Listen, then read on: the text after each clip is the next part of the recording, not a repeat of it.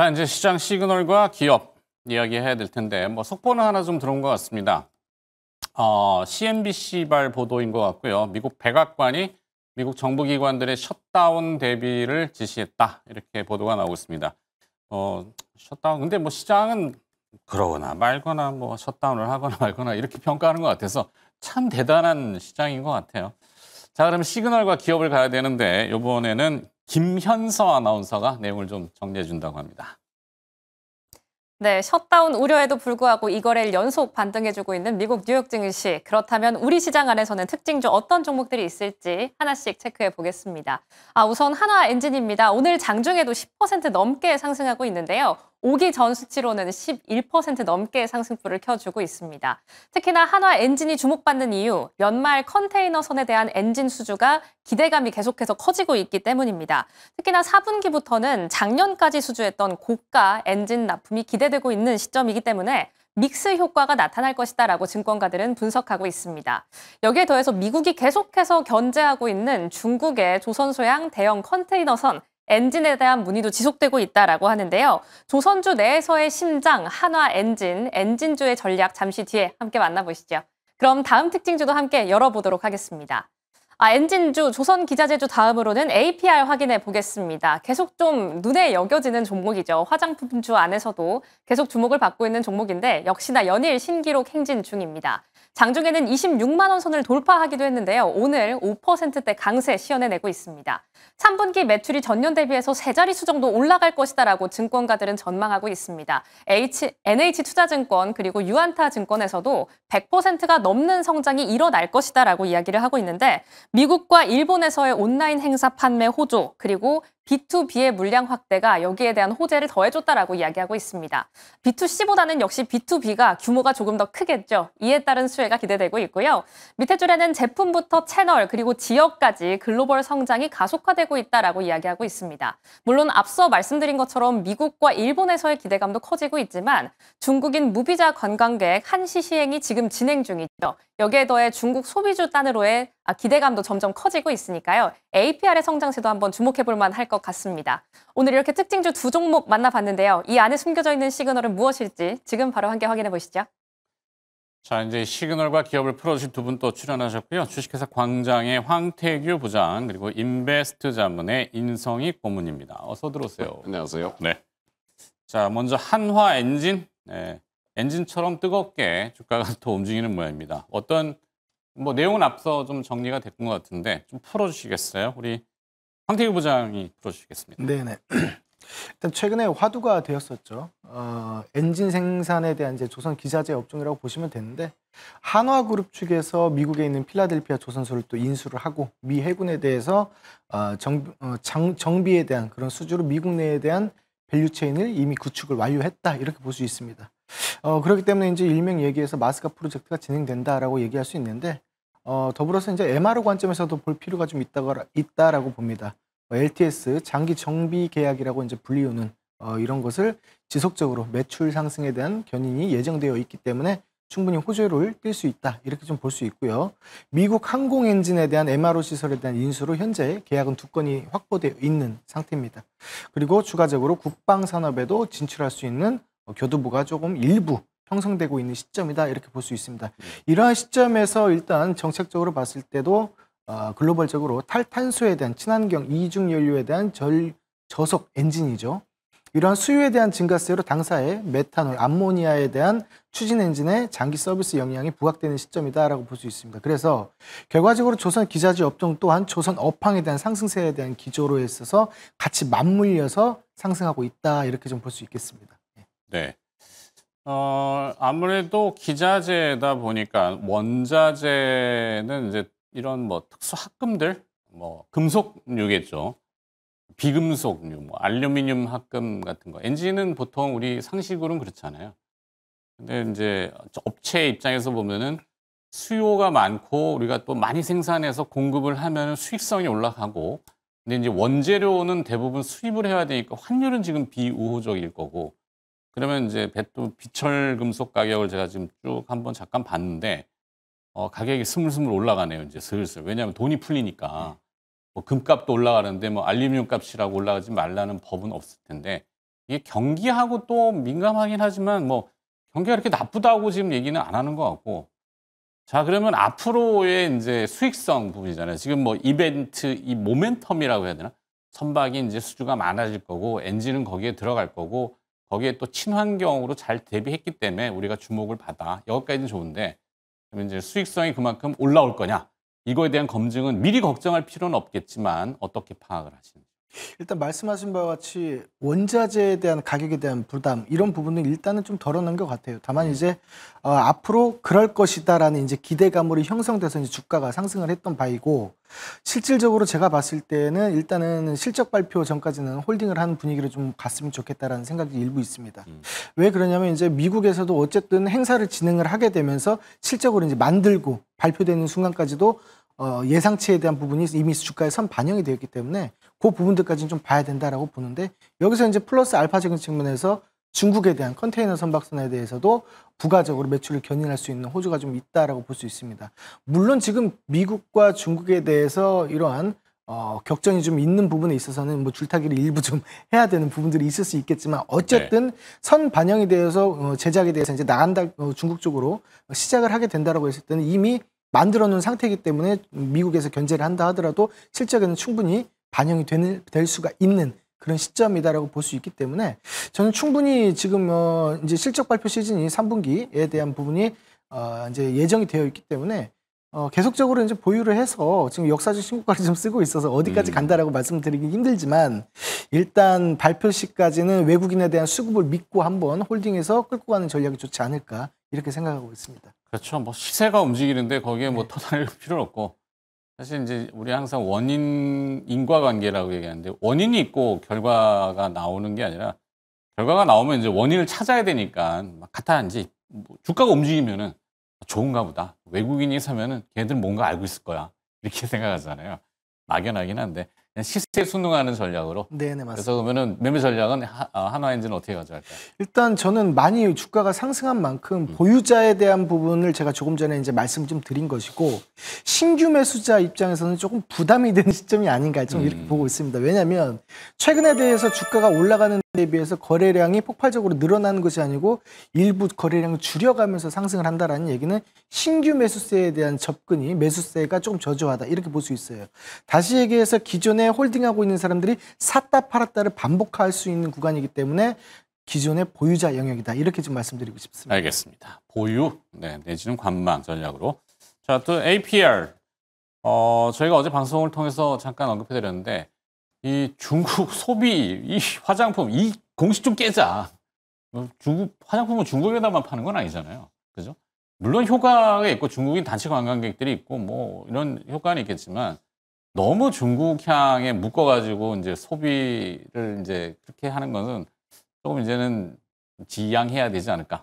근데 아직도 중국 얘기를 또 하긴 하네요. 또 APR. 자, 중국 어떻게 해야 됩니까, 이거를? 워낙 인구가 많으니까요. 많죠. 우리하고는 비교가 안 될 정도로 인구가 많고, 그리고 그쪽에서 올 때마다 한 번씩 사는 물량이 또 엄청나다 그러는데, 오늘 APR 오른 거는 오늘 화장품 전체적으로 좀 하락이에요. 오늘 오르는 게 제이준 코스메틱인가, 그거는 이제 차바이오텍 피임 수익이 나오면서 어제 오늘 급등을 하고, 그러니까 그건 좀 예외로 하고, 전체적으로 화장품주는 하락을 하는데 불구하고 오늘 거의 뭐 유일은 아니지만 상당히 돋보이게 APR만 지금 상승을 하는데, 실적이 워낙 좀 좋게 나오고 있어요. 2분기 실적도 전분기 대비해서 거의 2배 이상 올랐거든요. 3배 가까이 지금 올랐어요. 근데 3분기 실적이 지금 사상 최대치로 좀 나오고 있고, 컨센서스를 좀 상회에서 나왔기 때문에 주가의 반영을 바로 일으키고, 4분기 실적도 3분기보다 더 좋아질 것이다라는 쪽으로 지금 얘기가 가고 있기 때문에 계속적으로 좀 상승해서 지금 사상 최고가를 계속적으로 갱신하고 있는데, 참 올라도 참 많이 올랐다, 이거를 더 살 수 있느냐 할 정도로 지금 얘기가 되고 있는데, 지금 뭐 거래량 봐서는 그렇게 터진 게 아니기 때문에 더 올라갈 것 같다 생각이 들어요. 그러니까 지금 뭐 실적은 이미 3분기 실적 나와 컨센서스를 상회하면서 나왔고, 4분기 실적도 좋아질 것이고, 그리고 뭐 추석 연휴 특수도 기대되고 특히 지금 개인 판매보다는 이게 B2B 쪽으로 해서 기업 간의 판매가 상당히 좀 늘어나는 쪽으로 지금 중국하고 미국 물량이 상당히 늘어나는 쪽으로 지금 얘기가 나오고 있고 네.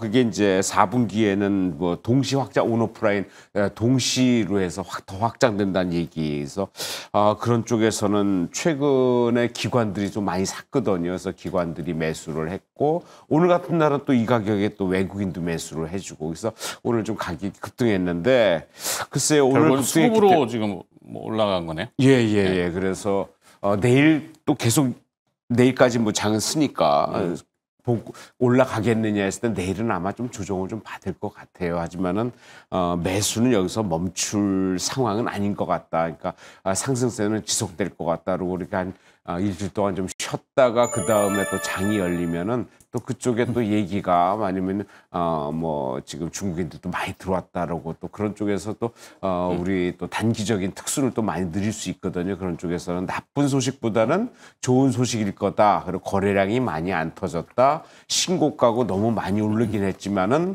실적 부분에 본다면 계속 올라갈 수 있다라는 쪽 그리고 지금 퍼가 83까지 나오는데 부담스럽긴 해요. 하지만은 그런 쪽을 다 제치고라도 화장품주에 대해서 특히 APR에 대해서는 좀 긍정적으로 봐야 되지 않겠냐라는 쪽으로 생각하고 있습니다. 자, 이 화장품은 뭐 물론 이제 중국 효과, 소비 효과도 일정 부분 가세한 것도 있고 북미향 수출에 대한 기대감도 많이 얘기하잖아요. 그럼 이제 플러스와 마이너스 요인이 다 같이 있을 텐데 플러스는 환율 효과일 겁니다. 환율이 최근에 올라가 있으니까 수출하는 입장에서는 따뜻하죠. 괜찮고. 반면에 마이너스 효과는 트럼프 대통령의 관세이잖아요. 눈에 보이는 건 다 관세 때리고 있어요. 어제도 뭐 영화에 대해서 100% 관세 나왔죠. 가구에도 상당한 관세를 매기겠다 그러고 10월 14일부터는 목재의 10%, 주방 찬장, 화장대, 소파의 25%. 화장대의 25%란 말이에요. 그리고 화장품은 보편적 관세 우리 15%인데 이게 올라가 버리면은 보도가 나오겠죠. 어떨까요? 그럼 플러스와 마이너스 요인이 복합돼 있다면은 그냥 플러스 쪽으로 계속 밀고 가도 될까요? 저는 마이너스로 보고 싶은 게 마이너스. 왜냐하면 화장품 얘기가 안 나왔었단 말이에요. 네. 그리고 화장품 가격대는 계속 올라가 있었고, 그러니까 고공행진하는 상태에서 미국이 또 그런 얘기 나오면, 그러니까 안 나올 거라고 예상을 안 하는 사람은 없어요. 분명 나올 건데 언제 나올까? 나오면은 영향을 받을 텐데 어느 정도 받을까? 단기적으로 영향 받을 거예요. 그래서 그런 쪽에 보면은 좀 마이너스 요인이긴 한데.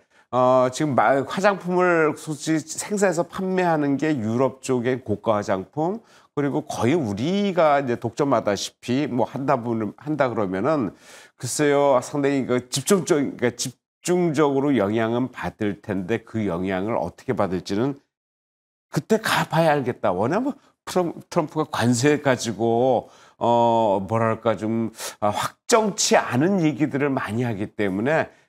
진짜 모든 뭐 관련된 업종이나 종목은 그때 가봐서 판단하는 게 더 현명하지 않을까라는 생각이고 저는 가끔 이런 생각도 해봐요. 왜 미국의 그 스포츠가 지금 엄청나게 지금 활성화돼 있고 특히 네. 뭐 지금 MLB 야구라든지 뭐 이런 건데 왜 개인 수익에 대해서는 관세를 할 수는 없지만은 세금 때리긴 하지만은 그거 왜 더 안 올릴까? 왜냐하면 남미에서 많이 가져가잖아요. 그래서 그런 것도 영향을 받으면은 글쎄요 뭐 이것저것 다 때리다 보면 거기까지도 또 농담삼아 가지 않을까라는 생각이 드는데 저는 결단코 미국의 지금 관세 이런 정책이 분명히 부메랑으로 돌아올 거다. 지금은 당장은 미국이 어떤 그 포퓰리즘 하나의 포퓰리즘이라고 생각하거든요. 그런 쪽에서 미국이 정책을 트럼프가 지금 제시를 하고 있는데 그동안 오랜 세월 동안 미국이 어떤 자기 희생까지는 아니지만 그런 걸 하면 그걸 바탕으로 정착되어 온 어떤 시스템을 이렇게 단기간에 1기에 2에서 2기에도 한번 이게 휘청될 때는 분명히 부메랑으로 돌아올 것이다. 그래서 APR 전략은 일단 매수입니다. 일단 매수. 네, 마이너스라고 하시고 또 매수라고 하시니까. 하여튼 APR은 매수 전략을 하신답니다. 참고해 보시고요. 자, 두 번째 시그널과 어떤 기업인지 또 우리 김현서 아나운서 다시 연결해 보도록 하죠. 네, 두 번째 시그널 파헤쳐 보겠습니다. 두 번째 시그널은 기판으로 이어가 보려고 하는데요. 먼저 코리아 서키트부터 확인해 보시죠. 마주친 변곡점이라는 제목 아래 DDR5와 eSSD 모듈 기판의 수요가 급증하고 있다라고 이야기가 나오고 있습니다. 일단 오늘장 인쇄 회로 기판 PCB와 FPCB가 강한 가운데 오늘장에서만 6%대 급등해주고 있는데요. D램 가격 관련해서도 계속해서 뉴스가 나오고 있죠. 지금 현재 업계에서는 내년을 기준으로 봤을 때 D램 가격이 YOY 기준 20% 정도 올라갈 수도 있다라고 이야기하고 있습니다.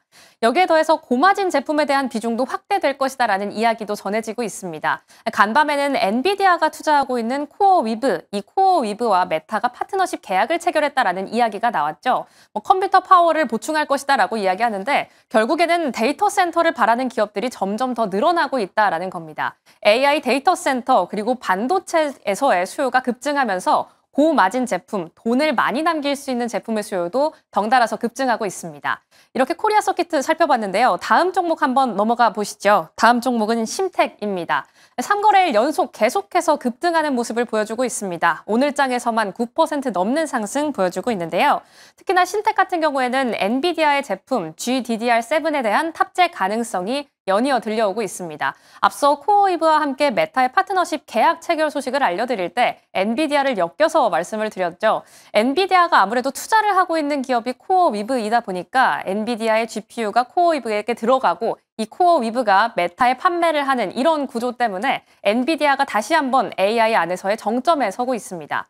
역시나 평균 수출 단가가 역사적으로 최고치를 경신할 것이다라고 보여지는 가운데 고부가가치 상품의 수요가 점점 더 늘어날 전망이라고 하니까요. 오늘 함께 기판 안에서의 두 종목, 코리아 서키트와 심텍의 전략 파헤쳐 보시죠.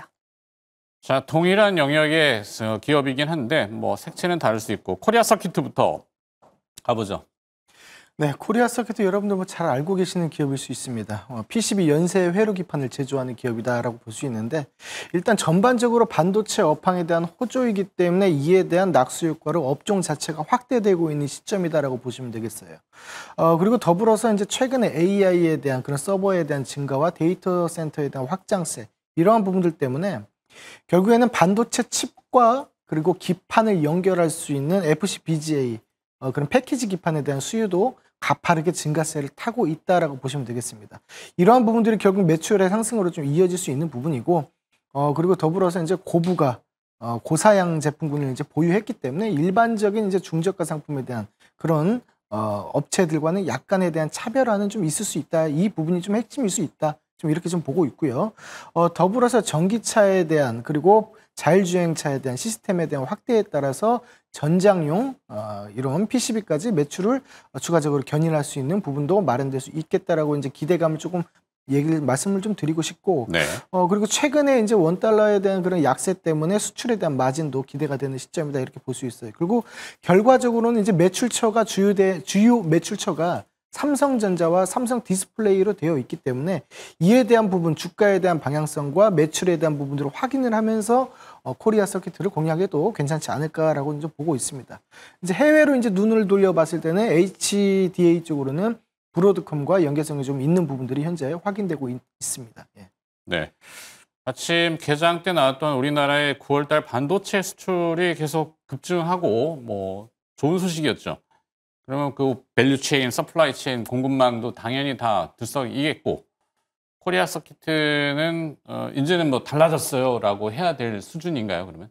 저는 일단 그렇게 보고 있습니다. 이제 주가에 대한 방향을 보더라도 그동안의 하락세에 대한 모습에서 저점을 다지고 상승세로 돌리는 시점이기 때문에 매출에 대한 부분이 확연히 달라지는 부분들이 이번에 슈퍼사이클에서 좀 나오지 않을까라고 이제 생각을 하고 있기 때문에 신규 매수자의 입장에서는 현재 최근에 급등을 했기 때문에 약간은 부담될 수 있겠지만 눌림목에서는 충분히 공략을 할 수 있는 부분들도 괜찮지 않을까. 근데 여기에서 이제 봐야 되는 시점은 뭐냐면 삼성전자의 주가와 연동해서 좀 살펴볼 필요는 반드시 있다 이렇게 보고 있습니다. 네, 그럼 전략은 어떻게 가져갈까요? 이게 2021년도, 22년도 걸쳐갈 때 코리아 서키트가 35,000원 정도 주가를 피크 찍고 네. 쭉 조정을 받았는데 지금 뭐 한 18,000원대면은 만약에 35,000원대 고점을 다시 간다면 한 2배 가거든요.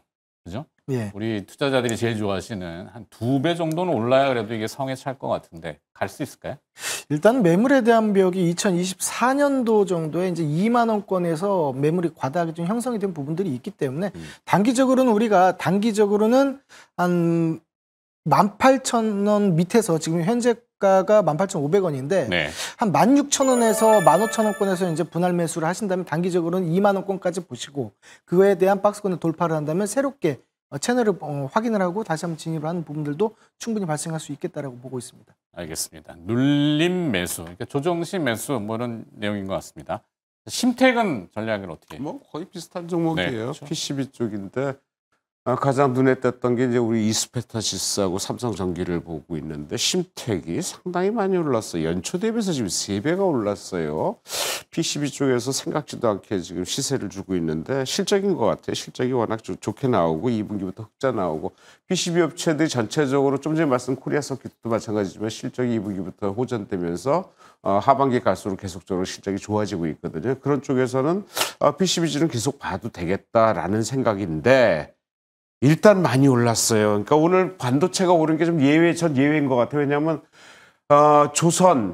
조방원이라죠. 조선 원자력 원전. 원자력 네. 원전 뭐 똑같은 얘기죠. 방사능 그런데 네네. 그때 오를 때는 반도체 쉬거든요. 그래서 이거 왔다 갔다 오르고 반도체 올라갈 때 따라 올라가는 게 로봇이 따라오는데 오늘은 희한하게 조방원이 올라가는데 반도체가 올라갔어요. 반도체의 매력, 그러니까 기대되는 게 점점 커지는 것 같아요. 그러니까 반도체는 계속적으로 뭐 봐야 되는 업종일 수밖에 없고 그런 쪽에서는 뭐 PCB든 뭐 여러 가지 공정 부분이든 이런 쪽에서 봐야 되는데 그래서 심택 오늘 이 정도 가격에 붙어갈 수 있을까? 전 개인적으로는 단기 매도 측면입니다. 그러니까 일단 매도를 하고 좀 지켜보자는 거예요. 그러니까 이게 안 여기서 끝날 것 같지는 않아요. 왜냐면 이 가격이 연초 대비해서 3배 올라갔고 지금 한 달 전에 대해서 2배 급등을 했거든요. 여러분 쉬어가야죠. 그리고 이 최고가가 58,300원이 거의 지금 뭐 다 왔지는 않지만 뭐 이 정도 스피드라면은 뭐 일주일 내로도 올라갈 수 있단 말이에요. 그렇다면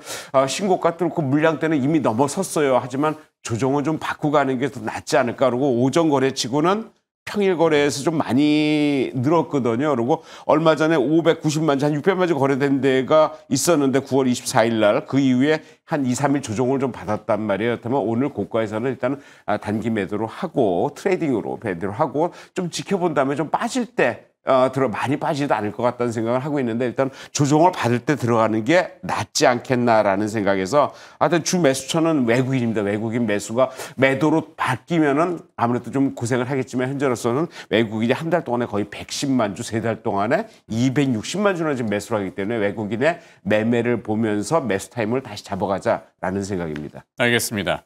저 시세가 좀 분출됐기 때문에 인성희 고문의 현재로서의 투자 전략은 비중 축소 이렇게 정리를 해주셨습니다. 자, 마지막 시그널과 또 기업 연결해 보도록 하죠. 김현수 아나운서 다시 나와주세요. 네, 마지막 시그널 포착해 보겠습니다. 일단 첫 번째로 달려가 볼 종목은 아난티입니다. 오늘 프리장에서부터 핫한 모습을 보여줬죠. 프리장에서는 7%대 상승폭을 유지하다가 장 초반인 지금 3%대로 상승폭은 약간 줄이고 있는 모습입니다. 간밤 이런 이야기가 나왔습니다. 백악관 측에서 트럼프 대통령이 북한과 조건 없이 대화에 열려 있다라는 이야기를 내놓으면서 다시 한번 북미 협상에 대한 기대감을 키우는 모습이었는데요. 일단 트럼프 대통령의 일정 같은 경우를 체크해 보더라도 10월 말, 벌써 이번 달이죠. 10월 말에 열리는 에이펙에 직접 참석하겠다라고 이야기를 이미 했고 또 에이펙에 참석하면서 한국에 가면 김정은 국무위원장을 만날 수도 있지 않을까라는 언급을 내놓은 만큼 둘 간의 협상도 조금 더 기대가 되고 있습니다. 하지만 한편 북한 측에서는 공식적으로 어떤 입장을 내놓지는 않았다라는 점도 체크하겠습니다. 지금 현 시점 휴전에 있어서는 뚜렷한 성과를 내지 못하고 있는 트럼프 대통령. 그렇기 때문에 시야가 다시 한번 북한으로 간 것이 아니냐라는 분석도 나오고 있는데요. 과연 어떤 식으로 흐름이 전개될지 함께 파악해 보도록 하겠습니다. 그럼 다음 종목 한번 넘어가 보시죠. 아난티 다음으로 볼 종목은 명인제약입니다. 명인제약 같은 경우에는 오늘 처음으로 상장을 하는 모습을 보여줬죠. 상장 첫날 세 자릿수 정도의 상승을 이루어냈습니다. 코스피 입성 첫날 더블이라는 성과를 냈는데 지금 현 시점은 아난티와 약간 비슷합니다. 상승폭을 줄이면서 95% 정도 상승하고 있습니다. 증권가에서는 이 부분을 주목하고 있습니다. 영업이익률이 3개년 연속 30%를 상회했다라는 부분을 더 주목하고 있는데요. 명인제약이라는 이름보다 우리는 이가탄이라는 이름으로 조금 더 뚜렷이 기억에 남을 것 같습니다. 지금 현 시점 우리나라 안에서도 고령화가 좀 더 짙어지고 있고 또 셀프케어, 멘탈케어적인 부분이 조금 더 각광을 받고 있는 만큼 앞으로의 수요도 계속해서 이어질 것이다라고 이야기를 하고 있으니까요. 과연 오늘 이후 앞으로의 전략은 어떻게 될지 지금 바로 고민해 보시죠. 자, 이번엔 테마 쪽인 것 같습니다. 남북 경협에 대한 경협까지는 모르겠고 남북 대치 국면의 완화 이렇게 되겠죠. 뭐 10월 말에 에이펙 정상회담이 있고 미국과 중국이 만난다. 뭐 정상회담 쭉 스케줄이 지금 나오고 있는 것 같은데 우리의 바람은 저기 이제 북한 쪽의 반응이 있다면은 참 굉장히 해피한 그림이긴 한데 될지 안 될지는 모르겠어요. 한 달 촉박한 시기인 것 같은데. 자, 일단은 황태기 부장이 보시기에는 어떨까요? 일단 하는 업에 대해서 잠깐 말씀드리면 이제 프리미엄 리조트 호텔에 대한 운영 그리고 골프장, 골프장 개발에 대한 그런 업을 하고 있죠. 그리고 사업 모델로는 회원권, 그러니까 분양권이라든지 이런 그 연회비 이런 거에 대해서 수익을 발생시키고 있습니다. 그렇다면은 일단 일반적으로 우리가 편히 접할 수 있는 업종이라기보다는 어느 정도 여유가 있는 여가에 대한 부분을 운영을 하고 있기 때문에 실물 경기와 밀접하게 이제 관련이 되어 있다. 그래서 이제 매출이 급격하게 늘어나는 구조는 아니다라고 볼 수 있습니다. 그렇기 때문에 현재 뭐 보시면은 외국인에 대한 수급은 현재 없는 상태고 개인에 대한 수급만 현재 몰려 있는 상태다 이렇게 볼 수 있죠. 결국 제가 말씀드리고 싶은 내용은 뭐냐면 실적을 기반해서 주가를 분석하는 것이 아니고 모멘텀적인 측면에서 테마적인 측면에서 보시는 것이 맞겠다 이렇게 봅니다. 그래서 이제 이제 미국하고 북한하고 그리고 남한이 이제 중개자 역할을 하게 되는 그런 대화에 대한 재개에 대한 그런 기대감이 현재는 형성되어 있고 이러한 부분들은 사실은 이제 한 3개월, 4개월 전부터 조금씩 이제 마련이 됐던 부분입니다. 최근 들어서는 이제 긴장 완화에 대한 부분들이 자꾸 나오고 있죠. 그런 부분들이 이제 대북 정책은 다시 얘기해서 통일부를 통해서 공론화를 이러한 부분들을 펼치게 되면서 드라이브를 국가에서는 좀 걸고 있다.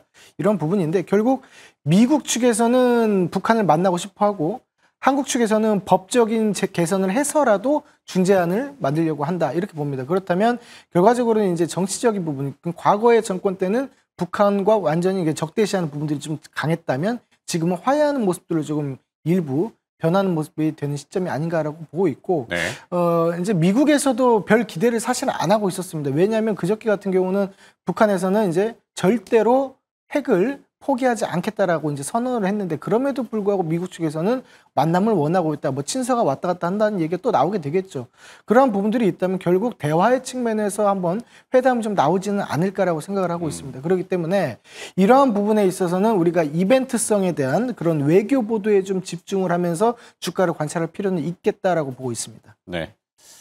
자, 어려운 부분이죠. 네. 아쉬운 쪽이 누구냐인데 지금은 미국이 좀 더 아쉬운 것 같고 조건 없이 대화 좋긴 한데 그러면 구체성을 좀 띄어야 주면은 좀 더 우리 이쪽 관련 기업들에 대한 시세의 명확성은 뚜렷할 텐데 일단은 대북 관련주 그러면 공식처럼 돼 있는 게 이제 뭐 아난티도 있지만 현대 엘리베이터 아침에 이렇게 보니까 현대 엘리베이터는 안 움직이더라고요. 아난티만 프리마켓에서 뻥 이렇게 떠서 그러니까 개인 투자자들은 그런 한 방을 노리시는 거잖아요. 네네. 근데 이게 조금 현실성 있는 수익으로 다가오려면은 구체성이라는 거 그리고 또 대북 리스크이기 때문에 환율을 같이 봐주는 게 좋겠죠. 어려울 수도 있지만 만약에 환율이 좀 내려가면서 워낙 강세에 그런 재료가 나왔다 그러면 아 뭔가 진짜 만나는구나. 고위급 접촉이라도 하는구나. 이렇게 할 텐데 자 전략은 어떻게 가져갈까요? 일단 이벤트성 외교 보도에 집중을 해야 되는 시점이기도 한데 이제 기술적으로 봤을 때는 이제 기간적인 조정과 가격적인 조정이 삼각수렴 패턴을 만들면서 이제 지지를 하면서 상승으로 돌려낼 수 있는 타이밍이 일부 보이기 때문에 우리가 분할 매수 관점에서 과도한 집중보다는 일부에 대한 금액을 조금씩 해보는 것은 괜찮지 않을까라고 보고 있습니다. 특히나 만약에 대한 경우지만 회담이 추후에 대한 얘기예요. 뭐 그런 부분이 계속적으로 진행이 되면서 만들어냈을 때 가장 먼저 움직일 수 있는 부분이 저는 뭐 철도나 건설이나 관광 이 셋 중에서 보자면 관광이 가장 빠르지 않을까. 왜냐하면 DMZ 쪽에서 이제 지뢰를 뭐 제거를 한다든지 공원화를 만든다든지 이러한 부분들은 세계적으로 유일무이하게 이런 상태가 잘 보존이 되어 있기 때문에 이런 부분에서는 부각을 충분히 좀 나중에 받지 않을까 이렇게 생각하고 있습니다. 네, 그래서 분할 매수 접근으로 10월에는 아무래도 재료가 조금 살아있기 때문에 그렇게 추석 연휴 이후에 보시는 것 같네요. 자, 마지막 기업은 명인제약입니다. 오늘 신규 상장으로 들어왔어요. 앞서 김현서 아나운서가 얘기해 줬듯이 대표적인 그 일반 의약품 중에 이가탄 광고를 많이 보셨을 겁니다. 그러면 동국제약의 인사돌하고 두 광고가 항상 붙어 나와요. 보면. 아주 앙숙의 경쟁입니다. 이건 제가 잘 알고 있지만 자, 명인제약 어떻게 가시겠습니까? 글쎄요, 뭐 얼마 전까지만 잇몸 치료제에 대해서 논란이 많고 옥수수 물하고 또 비교도 했었는데 원료 공급사가 프랑스의 한 회사가 이 명인제약하고 동국제약 원료를 같이 공급했었거든요. 예전에. 하여튼 요즘은 뭐 어떻게 되는지 모르겠지만 그걸 차치하고 그래도 뭐 이 회사가 이가탄만 하는 건 아니고 메이킨이라는 변비약도 이제 광고를 엄청 때리고 일반 있죠. 의약품. 예. 근데 오늘 상장됐는데 상장 회사를 분석해라. 이게 뭐 애널리스트도 아니고 좀 쉽진 않은 것 같은데 주가 움직임만 판단하고 분석해야 될 것 같다 생각이 일단 드는데. 비교 대상이 있잖아요. 동국제약이 지금 시가총액이 8천억이고 명인제약이 1조 6천억이에요. 딱 2배거든요. 많이 올라. 그럼 어느 한쪽이 뚱뚱하든지 어느 한쪽이 홀쭉하든지. 근데 실질적으로 상장돼서 볼 때 움직일 때는 그거 관계없이 움직이더라고요. 근데 일단 중요한 거는 이 회사가 오늘 상장을 했는데 보통 상장하면 코스닥 쪽으로 상장인데 코스피지 유가증권 시장으로 상장했어요. 그러니까 일반 회사가 유가증권으로 상장된 게 좀 한 달 내에 좀 처음 보는 것 같아요. 그래서 상당히 안정적인 측면이라는 거 실적도 상당히 괜찮게 나오고 있어요. 그러니까 작년 실적도 좋고요. 올해 실적도 좋고 내년도 그냥 꾸준한 실적. 이게 무슨 바이오 의약품처럼 적자인데도 불구하고 여러 가지 어떤 그 터널로 해서 나오는 게 아니라 일단은 상장할 만한 회사가 그동안 안 나왔다가 이제 그냥 상장을 하는 거다. 근데 상장할 때는 무슨 뭐 연구라든지 R&D 그런 쪽에 해야 되는데 그래서 특별히 투자할 공장 확장으로 이제 IPO에서 이제 그 자금을 갖고 쓴다 그러는데 하여튼 그런 쪽에서는 뭐 상당히 탄탄한 회사다. 제약회사 중에서는. 그리고 실적이 뒷받침되는 회사다라는 생각인데 일단 희망밴드가 58,000원인데 오늘 2배가 올랐어요. 딱 2배가 올라서 올라가는데 이 회사 상장 주수가 1,460만 주, 오늘 거래량이 거의 이제 오전 중에 300만 주. 이 회사 중에서 의무 확약, 그러니까 못 파는 비중이 70%가 넘어요. 그렇다면은 그 30%대 반이 매매된다라면 지금 반 이상 지금 매매됐. 그러니까 나올 수 있는 물량의 전량 이상 지금 매매가 됐다는 건데 개인이 매도를 했다 그러는데 이거를 상위 기관이라면은 주가가 여기서 끝날 것 같지는 않다. 근데 최근에 상장된 신규 종목들이 보면은 시초가에 잠깐 바짝 찍었다 다 음봉만 두고 한 일주일 동안 하락을 했고 거의 하락을 해서 올라간 종목이 없으니까 공모가보다 비싸지만 하락을 했다 한 이후에 그 다음부터 올라갔는데 이 회사도 거기에 따른다면 뭐 빠져야 되는 게 맞겠다라는 생각이고 저도 개인적으로 의견은 매도인데 오늘 거래량 봐서는 이거 내일 오전도 좀 올라가겠다라는 생각에서 오늘 매도하는 것보다는 내일 중에 매도하고 좀 빠져나오는 게 더 현명한 판단 아닐까 개인 투자자들한테는 그런 생각을 하고 있습니다. 알겠습니다. 일단은 매도 의견으로 명인제약을 얘기해 주셨습니다. 자, 오늘 시장 시그널과 기업 얘기는 인베스트 자문의 인성희 고문과 주식회사 광장의 황태규 부장이 수고를 해주셨네요. 고맙습니다.